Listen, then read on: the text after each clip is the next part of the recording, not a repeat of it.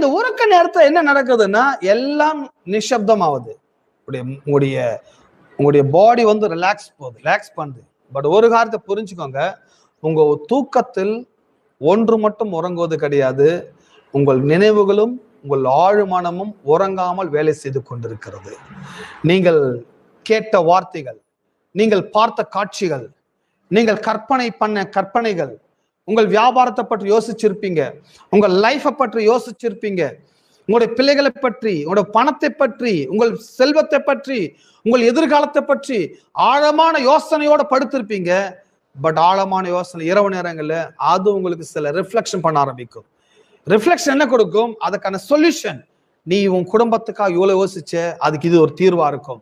So சில நல்ல கனவுகளையும் நல்ல ஆலோசனைகளையும் உங்கள் உள் மனம் உங்களுக்கு ப்ரொடியூஸ் பண்ணிக்கொண்டே இருக்கும். எதுவுமே நம்புறீங்க?